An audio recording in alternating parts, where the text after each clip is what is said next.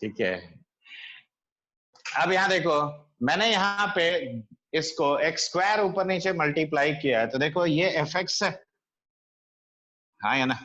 Yes sir. और ये तेरा जी एक्स है। देखो दोनों लिमिट एग्जिस्ट कर रहा है कि नहीं? ये कितना वैल्यू दे रहा है? 4। हाँ 4। तो हम इसको प्रोडक्ट ऑफ इंडिविजुअल लिमिट्स देखो आसानी से लिख सकते हैं। देखो this whole square into limit of x tending to 0 x by e to the power x minus 1 का स्क्वायर। तो this will be 4 into 1 and your answer is 4, correct? तो देखो प्रोडक्ट एडिशन हो, सब्ट्रैक्शन हो, मल्टीप्लिकेशन हो, ठीक है, addition, subtraction, multiplication, ये सभी केसेस में इंडिविजुअल लिमिट एग्जिस्ट किया तो तुम्हारा वो कॉम्बिनेशन एग्जिस्ट करेगा। लेकिन उसका वाइस वर्सा जरूरी नहीं है, हमेशा याद रखना कि अगर जैसे एग्जांपल ले रहा हूं, देखो लिमिट एक्सटेंडिंग टू 0, यहीं पे हम समझा दे रहा है, देखो sin x into 1 by x, देखो एज ए होल ये लिमिट 1 होता है कि नहीं होता है? Yes sir. लेकिन ये लिमिट 0 है, ये 1 by 0 है, बताओ क्या ये एग्जिस्ट किया? No sir. No sir. तो इसीलिए ये सब बात भी लिख लो कि इट इज नॉट, इफ ऐसे लिखो, ये स्टेटमेंट लिख लो कि if limit x tending to a fx into gx exists, if limit extending to a fx into gx exists, that does not necessarily mean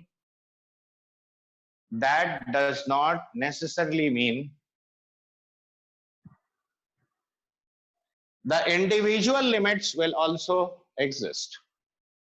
Mean the individual limits will also exist. Okay?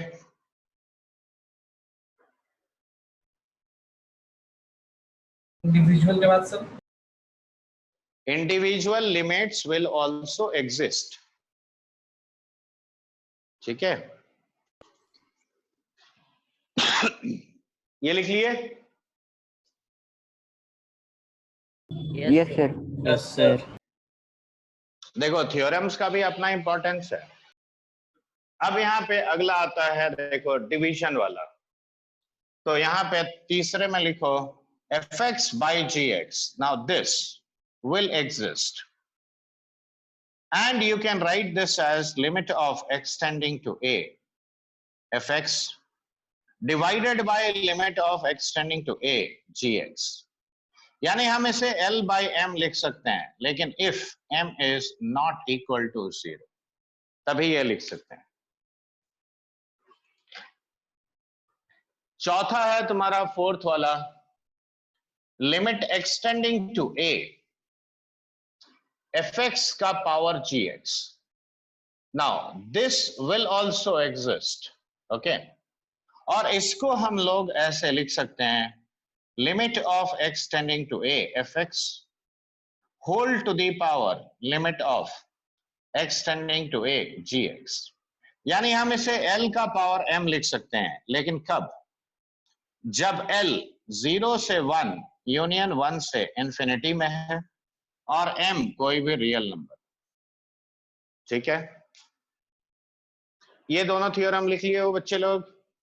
एक minute sir.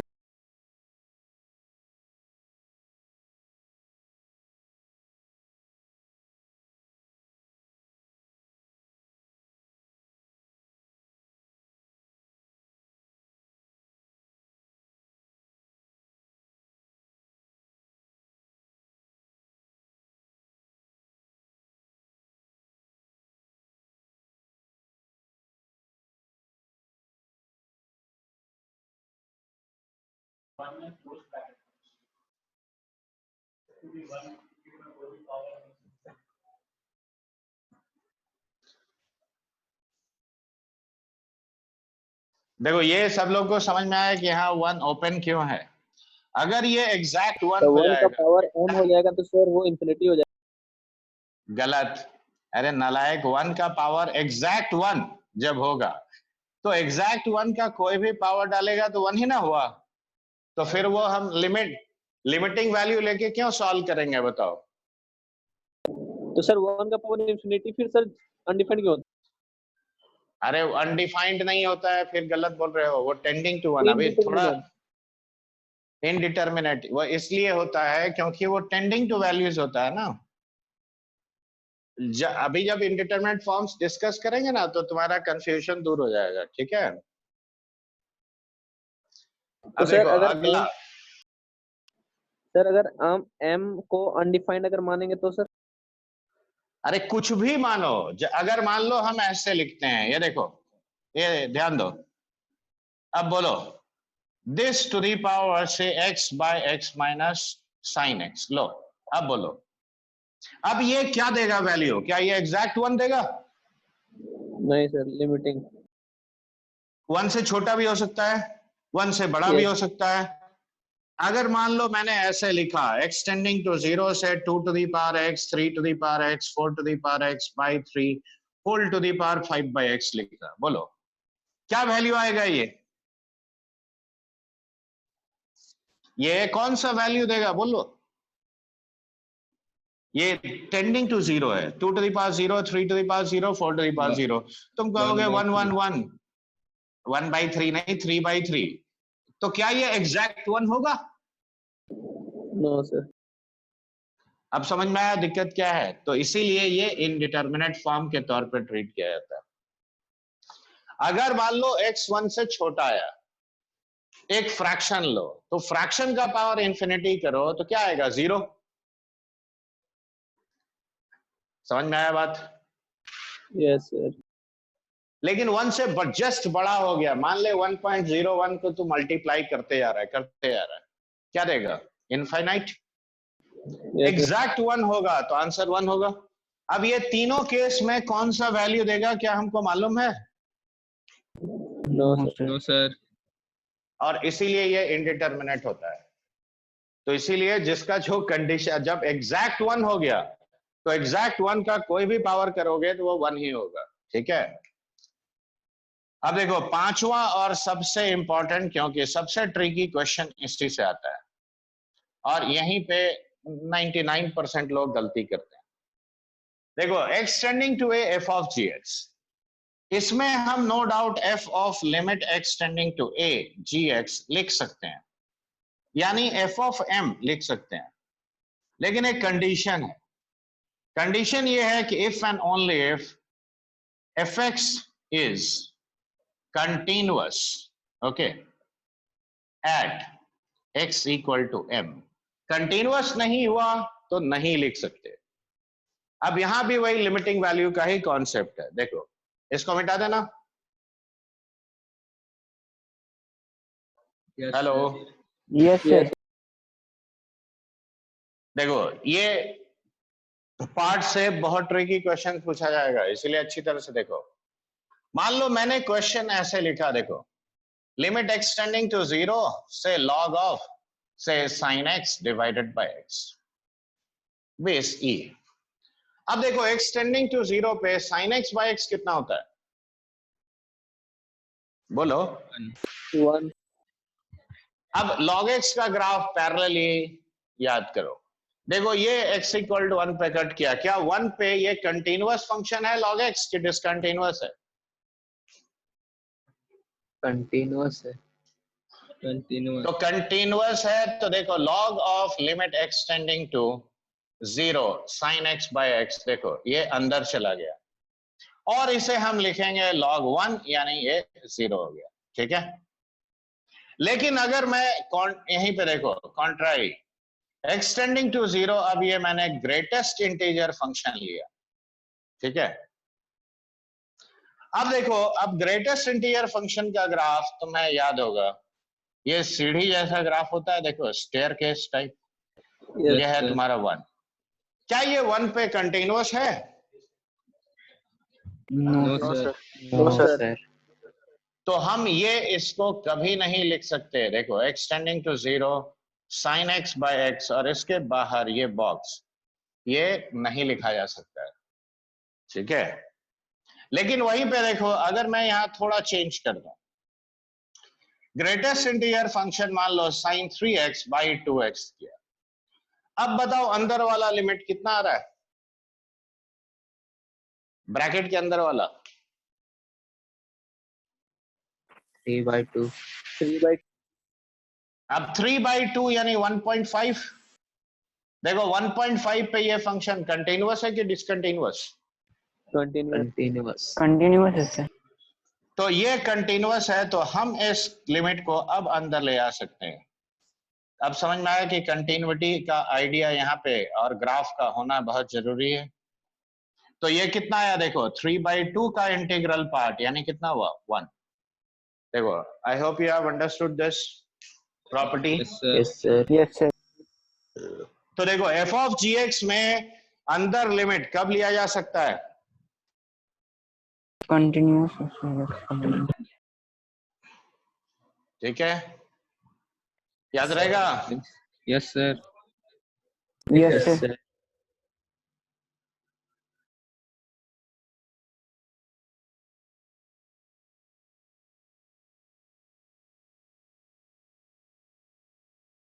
और इन चीजों, ये theorem का बहुत खास ध्यान रखना, क्योंकि इसके ऊपर अक्सर ट्रिकी क्वेश्चन पूछा जाता है।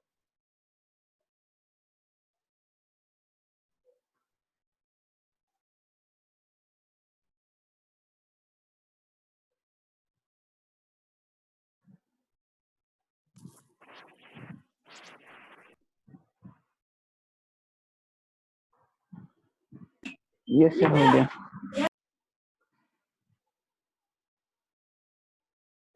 हो गया?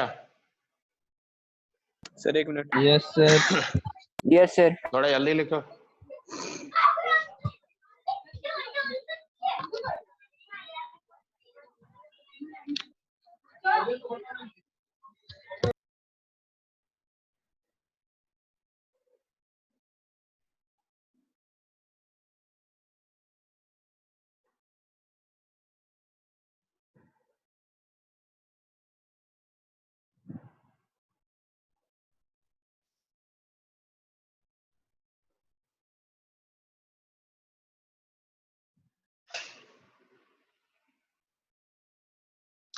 हाँ, ये नहीं कर सकते हैं, इसकी जगह क्या करना होगा, अब उस पर भी हम आएंगे।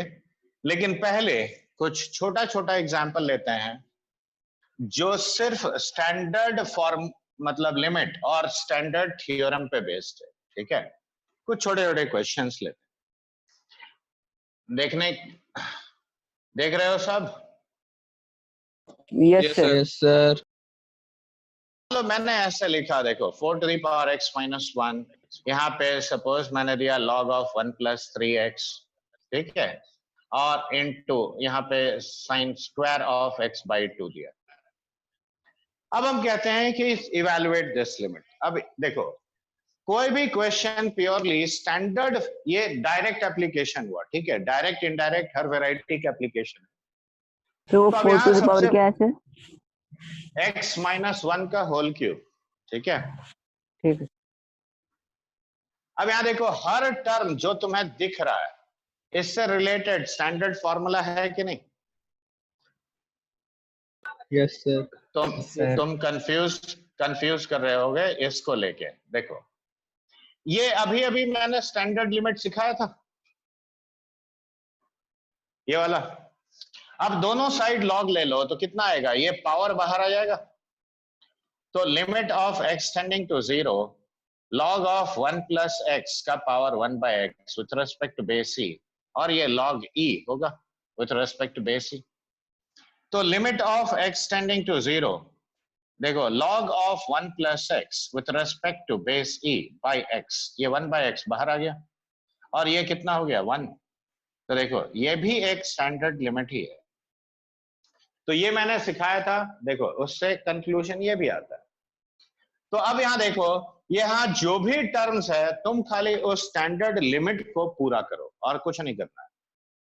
तो देखो, पूरा करते हैं यहाँ पे, तो a to the power x minus 1 को पूरा करने के लिए क्या चाहिए बोलो?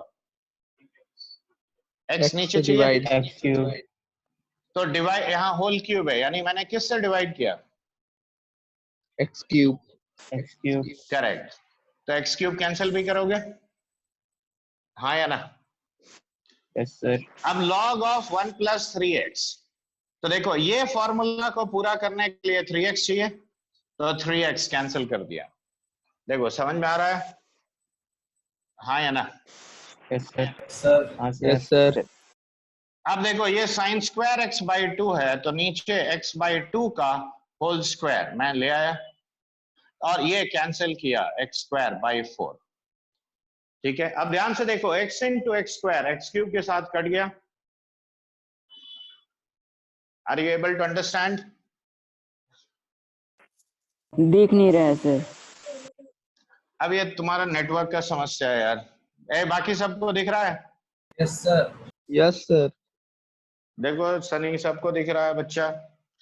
अब यहाँ देखो, तो हम इसे 4 to the power x minus 1 by x का whole cube log of 1 plus 3x divided by 3x, देखो ये एक आया, ये हो गया तुम्हारा sine of x by 2 divided by x by 2 और इसका होल स्क्वायर, और ये 3 बाई 4 ऊपर आके ये हो गया 4 बाई 3। करेक्ट।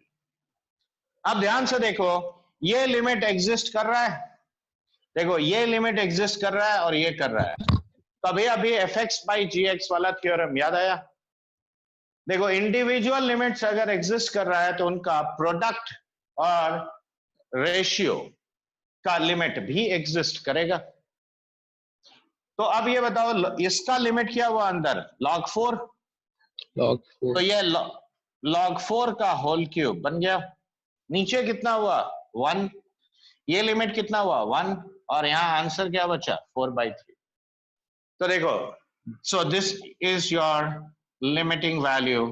तो और in fact majority of the questions जो तुम्हारा जेई मेन में आता है वो तो इसी से सॉल्व हो जाएगा, खाली थ्योरम और इससे। ठीक है, ये लिख चुके हो? लिख रहे सर। लिख रहे हैं। लिख लो लिख लो लिख लो।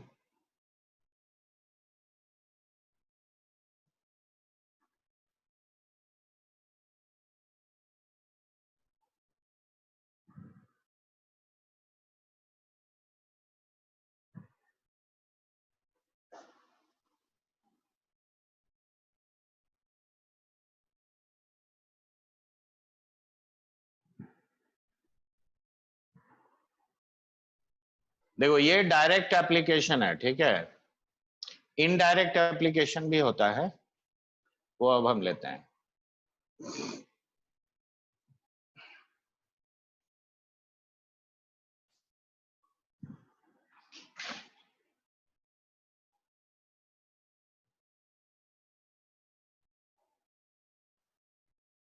सर लास्ट में क्या लिखे? साइन, साइन के बाद कहाँ पे?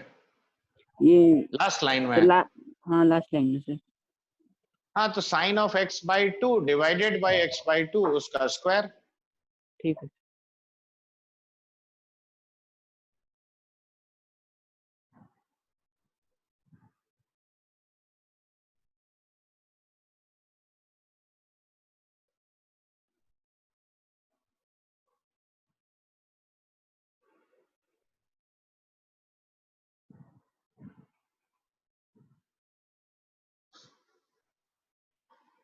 हो गया सर। Yes, sir. हो अब गया देखो, सर। अब इनडायरेक्ट एप्लीकेशन, देखो ये मैंने बाय डिफॉल्ट, और ये देखो ये भी एक स्टैंडर्ड लिमिट है, लिख के रखो। अब इनडायरेक्ट एप्लीकेशन कैसे आता है, तो एक क्वेश्चन लिखो। देखो डायरेक्ट एप्लीकेशन का पहचान क्या है कि हर टर्म जो प्रेजेंट होगा वो स्टैंडर्ड लिमिट से रिलेटेड है। ठीक है, ये स्टैंडर्ड लिमिट्स में लिख लिया ना, ये वाला। Yes, sir. Yes, sir. अब क्वेश्चन लिखो, if limit extending to 0 1 plus x plus fx by x whole to the power 1 by x is equal to e to the power 3, then find the possible values of fx. Then find the possible values of fx. Okay.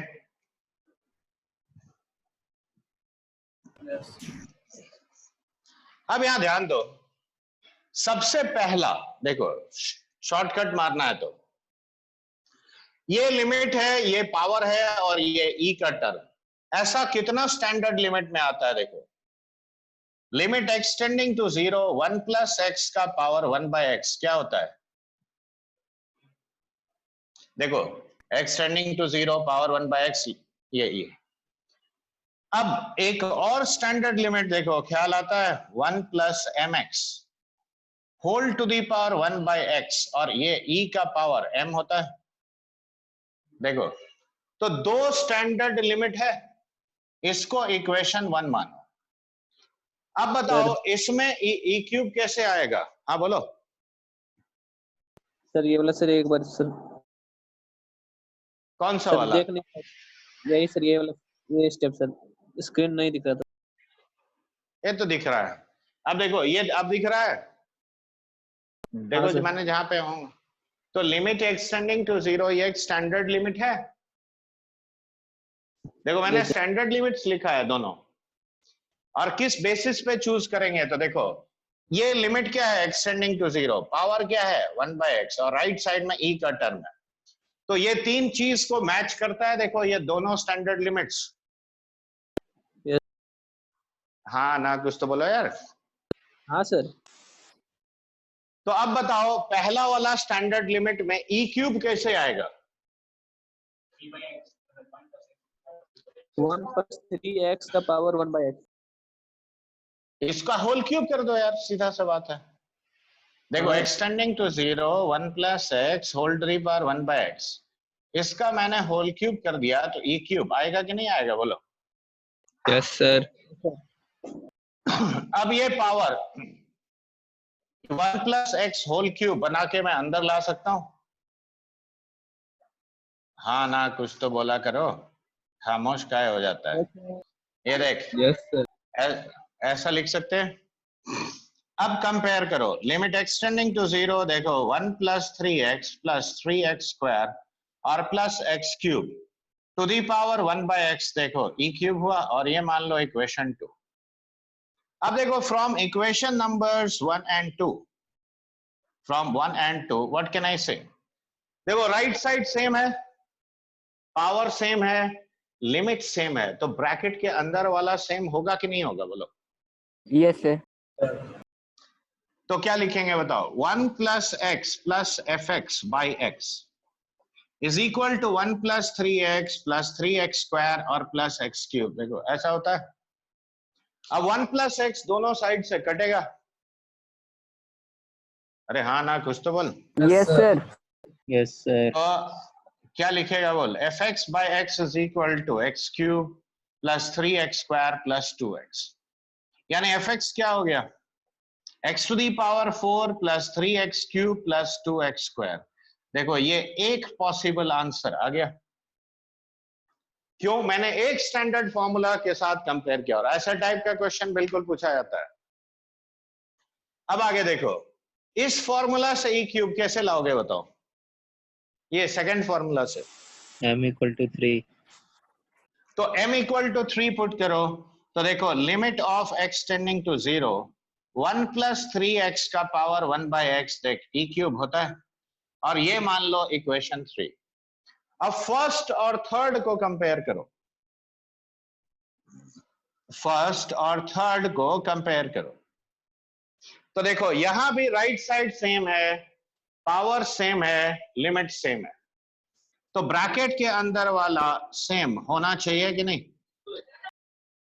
तो ये 1 plus 3x हुआ, 1 plus x cut गया, तो देखो f x by x is how much? 2x, यानी f x is equal to how much? 2x square. तो देखो, एक पॉसिबल आंसर ये है और दूसरा पॉसिबल आंसर ये है। ठीक है? I hope you have all understood this.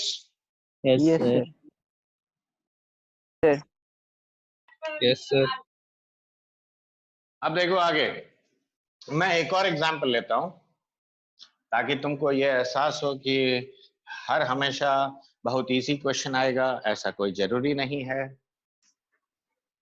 मान लो मैंने ऐसे लिखा limit of n tending to infinity n to the power minus of n square, okay, into n plus 1 into n plus half into n plus 1 by 2 square and so on till say n plus 1 by 2 to the power n minus 1 और इसका power n। अब मैंने ऐसे दिया तो देखो ये भी डायरेक्ट एप्लीकेशन है स्टैंडर्ड लिमिट का और थ्योरम का, सिर्फ पहचानने का दे रहे हैं। देखो पहला स्टेप हम कई सारा ओवरराइटिंग करेंगे, ध्यान से देखना। ये देखो n to the power minus n square यानी 1 by n to the power n square. इसमें कोई डाउट किसी को? डाउट होगा तो तुरंत पूछना। देखो n इंटू n ये ना होता है, यानी 1 by n to the power n का पावर n, ऐसा लिख सकते हैं। Yes, sir.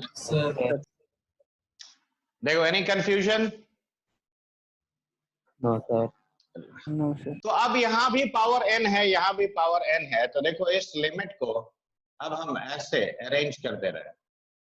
देखो n plus 1 into n plus half into n plus 1 by 2 square and so on till n plus 1 by 2 का power n minus 1 divided by n to the power n और इस पूरे का पावर n। देखो ये लिख सकते हैं कि नहीं? देख लो किसी बच्चे को कहीं पे भी कंफ्यूजन है तो पूछो।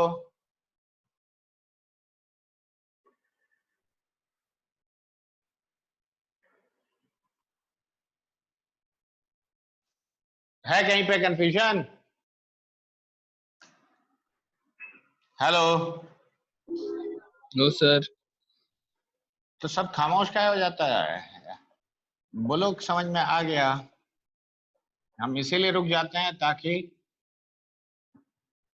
तुम लोग सबको हर स्टेप समझ में आए। अब ये देखो n to the power n का मतलब n n n multiplied how many times? n times, और ये पावर n। देखो ये स्टेप समझ में आया। n to the power n को हमने n n n n times लिख दिया। अब हर टर्म को डिवाइड करो n से, तो ये 1 प्लस 1 बाई n, ये 1 प्लस हाफ बाई n, ये 1 plus 1 by 2 square by n and so on till 1 plus 1 by 2 to the power n minus 1 by n और इस पूरे का पावर n। देखो क्या ये स्टेप समझ में आया?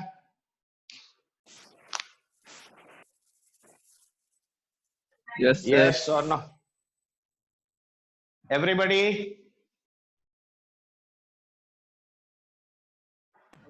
Yes, sir. सर ये वाला और एक बार सर। इसीलिए हम पूछ रहे थे n to the power n क्या हुआ? ओ सर हो गया देखो। समझ गए सर समझ गए। n मल्टीप्लाइड n टाइम्स, अब सबको डिवाइड किए। अब देखो सबके ऊपर पावर n है, तो ये पावर सब इंडिविजुअल टर्म पे ट्रांसफर कर दो। तो देखो 1 प्लस 1 बाई n का power n, 1 plus half by n का power n, 1 plus 1 by 2 square by n का पावर n और ऐसे ये आएगा 1 by 2 to the power n minus 1 by n का पावर n। देखो क्या ये स्टेप समझ में आया? किसी को नहीं आया तो पूछो। आ गया सर। अब बताओ पहला वाला लिमिट क्या होगा?